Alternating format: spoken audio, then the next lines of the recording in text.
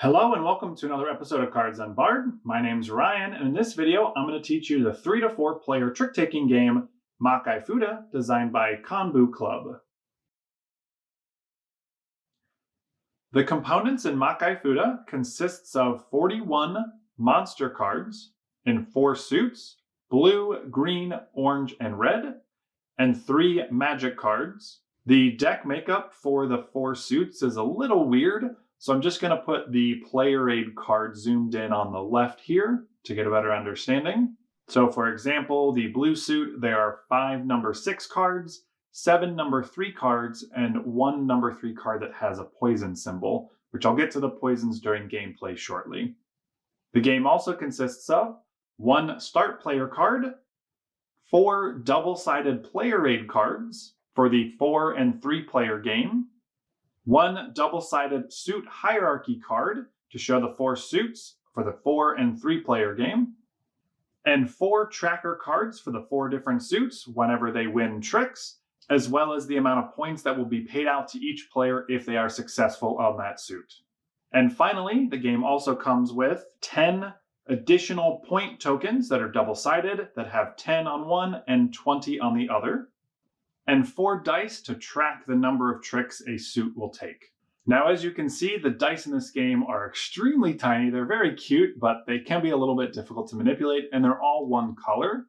So what I actually like to do is take 4 dice from my Sagrada game that I have left over from the 5 and 6 player expansion, and take 1 of each monster color and use those instead. They're a little bit bigger and they match the monster colors perfectly, so I think it's a nice little upgrade if you wanted to consider doing that, but absolutely not necessary. When setting up for a 3-player game, you will remove the entire green monster suit, as well as the green monster tracker card, and 1 of the magic cards. You will see the symbol in the bottom right-hand corner that shows a person with the number 3 and a slash through it. That is a reminder to remove those for a 3-player game. Make sure you turn the player aid cards as well as the trump hierarchy card to the 3-player side as well, which shows that person in orange with a number 3 inside it. In this video, we'll be setting up for a 4-player game, so all components will be used. In Makaifuda, players will be playing tricks using a must-not-follow system, and predicting which suit will have the majority of tricks by the end of the round. Your prediction is done in secret at the beginning of the round, and after all 10 tricks, players will reveal their predictions to see if they were correct or not.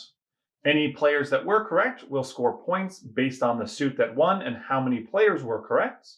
And after a certain number of rounds, 1 or more player will have reached 80 or more points, and when that happens, the player with the most points wins. To set up for a game of Makaifuda, first give each player a player aid card. Next, take the hierarchy and tracker cards and place them near the center of the table. Make sure to place the hierarchy card on the appropriate player count side, and also be sure to place the monsters in the order that shows on the hierarchy card. So in a 4-player game, we put blue, green, orange, and red in that order. Take the 4 dice and place them to the right side of each monster card, and you can put the double-sided 10 and 20 point tokens near the hierarchy card. Then randomly determine a start player and give them the start player card. Next, take all playing cards, shuffle them together, and deal 11 cards to each player face down. Players may look at the cards dealt to them, but make sure they keep them hidden from all other players. And now players are ready to begin the prediction phase. To complete the prediction phase, players will simultaneously select 1 card from their hand to put face down in front of them. The suit that they pick will be the suit that they are predicting will win the most tricks in the round. When selecting a card for this prediction phase, you may select any one of the monster cards. You just cannot select a magic card. These can never be used as predictions. You'd only ever have access to these cards.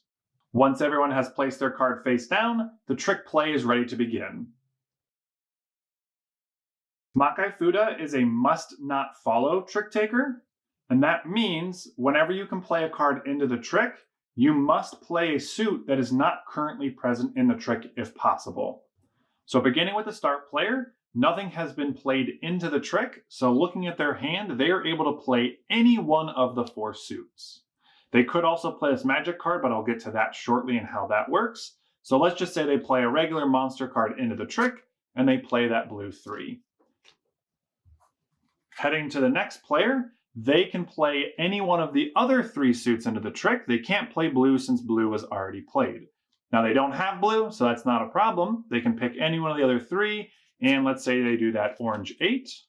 Moving right along, we come to the third player. They can no longer play blue or orange since they are already in the trick, so they only have access to green and red, which they currently only have 1 of each, and they will decide to play that red 7. And then we come to the last player who must play a green card if they have one. They have 3 options to pick from, and they will decide to play this green 4. After everyone has played a card into the trick, we look to see which monster suit has the highest total value. In this case, it is the orange 8, so the orange 8 is going to win the trick. We take the die that is next to the orange card on the tracker and place it on top where there's the little outline for the die itself, putting it on the number 1 to show orange has won 1 trick. We will then clear all cards from the trick.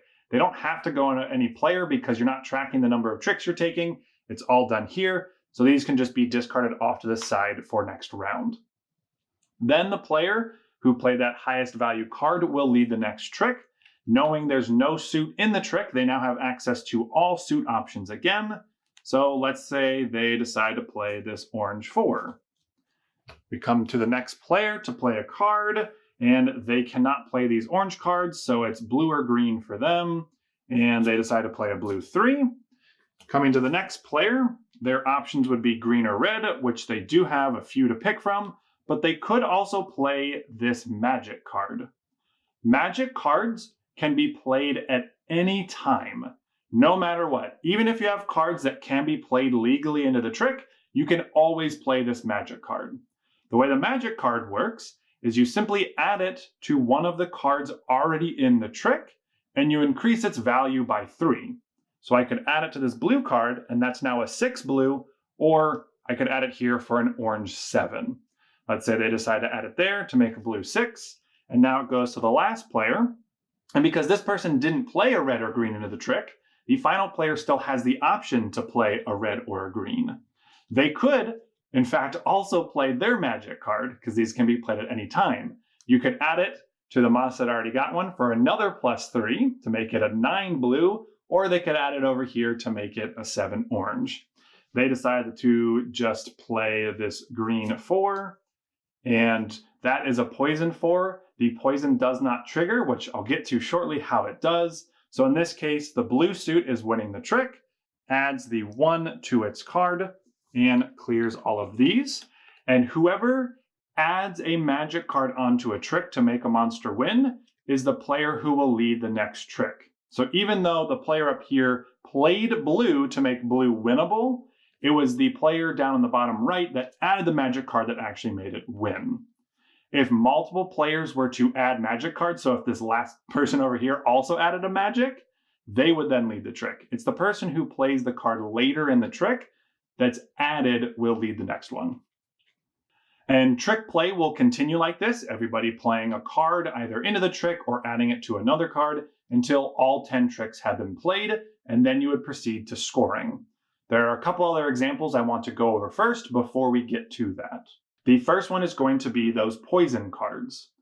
So in the suits of blue, green, and orange, there are either 1, 2, or 1 poison card in their deck. As you can see on the player aid, it lists them there.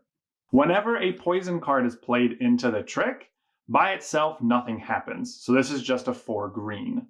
However, as soon as one of the boss 9s from the red suit comes into play, then that poison gets modified and adds 100 to its value.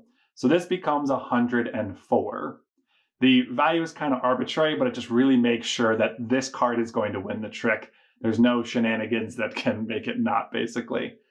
So as soon as that 9 gets played into the trick, any poisons that have been played or will be played into the trick immediately add 100 to their value. So we now have 104 for green, 9 for red, and let's see, does this player have a poison? They did not. So they, actually in this situation, this is good to go over. They have a green and a red, so that's all they have left in their hand or this magic card. So the only thing they could do is add to one of the cards in play. Adding to this red card will make it a red 14, but this is 104, so the poison's still going to win. And then lastly, this player over here, perfect. They can add this orange 4, or play this orange 4 into the trick. It is a poison, so it is now becoming 104 as well. So currently we have 2 suits that are tied at 104. Whenever there is a tie in value, no matter what that value is, the monster that appeared earlier in the trick wins. So in this case, green appeared first, so they would win the trick, add their token to there, and clear, and this player would lead. This is still the case if cards get added to monsters. So let me set up an example here real quick for that. Okay, so the bottom right player leads this 8 orange. The next player plays a 6 blue. And let's say the last 2 players also only have orange and blue. So they're going to be adding cards to the trick. So if we come to the player over here, they will add a 6 to the other blue, making it a 12 blue. The last player goes and adds a 4 to the orange, making it a 12 orange. Both suits are currently at 12, and the orange monster is the monster that appeared in the trick first. So even though it became a 12 value later in the trick, it itself as a suit color appeared first in the trick. So the tie between these 2 suits goes to orange because orange appeared in the trick first.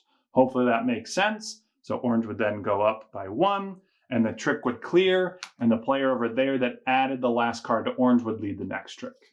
And the last thing to mention, if you ever lead a magic card, you just play it to the table and nothing happens to it. It can't attach to any monster card, so it can't give any value. So by itself, it's just a 0 card that does nothing. It only does something when it's added to a monster already in the trick. So with that, we are ready to proceed to the scoring phase. After all 10 tricks are completed, players will reveal their hidden prediction cards and look to see which suit won the majority of tricks. In this case, orange took 4, green took 3, blue took 1, and red took 2. So orange has the majority. Any players that predicted orange to win will score points based on the chart here. This is telling you the number of players that were correct.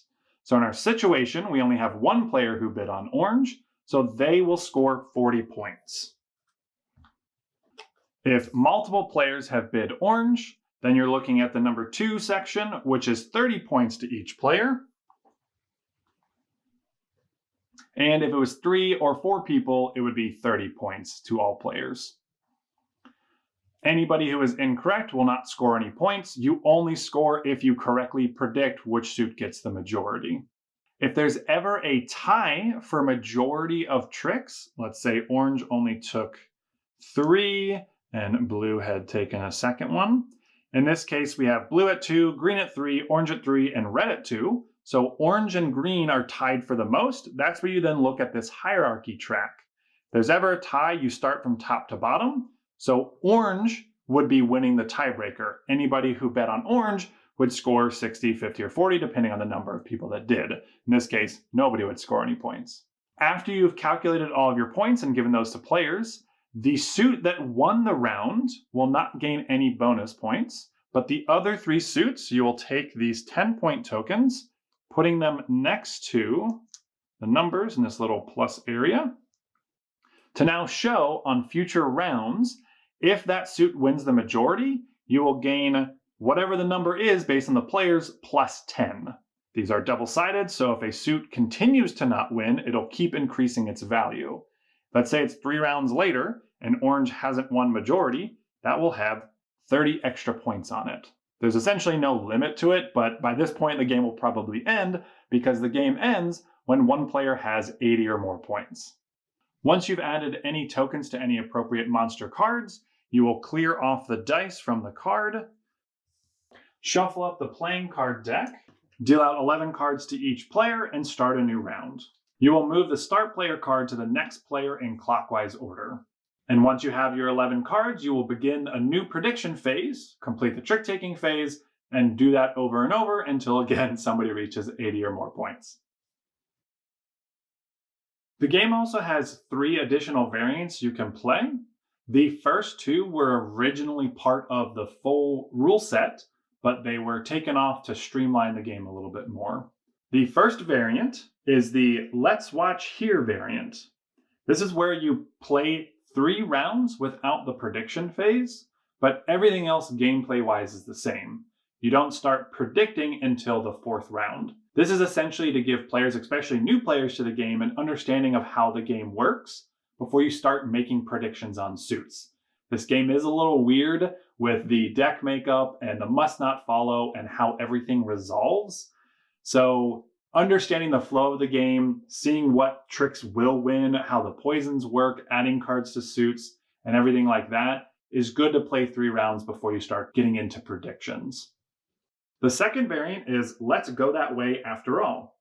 This variant interacts with the prediction card that you placed during the prediction phase. Normally, you make your prediction at the beginning of the round and it's set in stone for the entire round. With this variant, you are actually able to replace your prediction card with another card in your hand during the round. So the way that would work is if we all had our 4 predictions set up, and the player over here had predicted blue was going to win, they currently only have 1 trick and there's only 2 tricks left, and they're very confident that blue's not going to win. What you can do when it's your turn is instead of playing a card from your hand, you play your prediction card into the trick. And then you add one of the cards that's left over in your hand into your prediction area. You can never choose the same color that you had predicted before. So if this player did happen to have a blue card in their hand, they'd only be able to choose whatever the other color was left over. When you do this, you'll also lose 10 points if you manage to be correct. So they changed it to green. If green does win, they'll look at whatever value is that they are supposed to get, subtract 10 from that, and that's what they actually score. And the final variant is the Let's Play for 30 minutes. Now, it doesn't have to be 30 minutes, but this variant is essentially designed to where you all predetermine at the beginning of the game a set amount of time to play, and then whoever has the most points at the end of the time wins. So instead of just going to the 80 value that the game has, which can end in 2 or 3 rounds, you may want to play the game longer so you can do a set number of time. The rules also do state that you can decide some additional bonus to that last round. It can be worth double points, or there's additional bonuses. It says you can decide what you want as long as all players agree to what that rule change is ahead of time. Otherwise, that's everything you need to know to play Makaifuda. If you have any questions or comments, please leave them below and I'll get to them as soon as I can. Thanks so much for watching.